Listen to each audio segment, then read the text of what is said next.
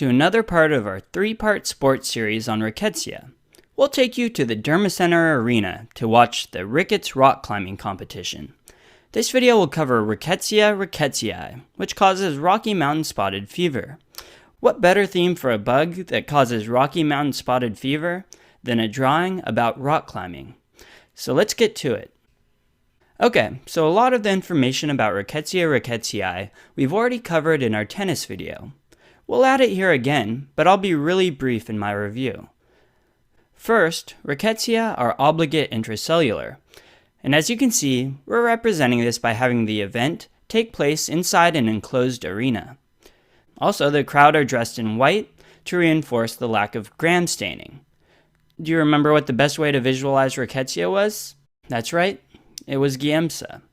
And at the bottom of the stadium, we'll have our coach holding the NAD plus energy drink to represent CoA and NAD plus, which are necessary components for both growth and replication and are provided by the eukaryotic hosts. And lastly, we still see our ad for Ricketts tires to symbolize the treatment as doxycycline. Okay, now let's start talking about what makes rickettsia unique. First is its transmission. We're going to represent transmission in a pretty clever way. It's going to be with the same object rock climbers use to transmit themselves from the floor to the top of the rock climbing structure, through rock climbing holds. See these colored holds on the left? Well, we're adding some new ones on the right, and notice they look a little funny, like they're little rocks with legs. They're meant to look like ticks. Rickettsia rickettsii is spread by ticks, and if you want bonus points for the type of tick, it's a Dermacenter tick, which is distinctly different from the Ixodes tick in our Borrelia burgdorferi video. Luckily, Dermacenter sounds like a major sporting arena, doesn't it? So tonight's event is taking place inside the Dermacenter Arena, as denoted by this sign up here. Unlike Prowazeki, transmission is through direct biting. And just as a review, how does the transmission of Prowazeki differ? It's transmitted by the louse pooping on our skin, and then it gets scratched in and penetrates the skin. Okay, on to our climbers. The climbing wall represents the progression of the rash that develops with Rocky Mountain spotted fever. We'll represent the beginning stages of the rash near the floor, and as the climbers progress up the wall, we'll show the progression of the rash.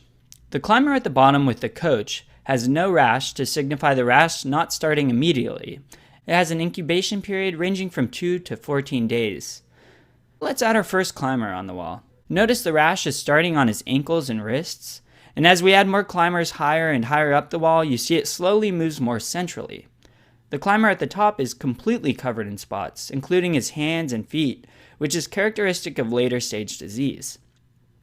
And so that you really remember this, just think of the wall as being the source of the rash, and whatever is closest to the wall gets the rash first, which are the climber's limbs, and then later it'll spread centrally.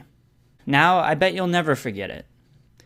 Aside from having a pretty nasty full-body rash, the climber on top is grabbing his head due to headache and sweating due to fever, and is extremely sore from the long climb and has severe muscle pains, which are all symptoms of Rocky Mountain spotted fever: headache, fever, and myalgias. These are obviously non-specific, so the real testable symptom is the rash, so definitely be able to recognize its progression. And since we've covered so much about rickettsia in our overview of the Rickettsia family, we're actually all done with the Rickettsia rickettsii video. I hope you enjoyed the 3-part sports series on rickettsias.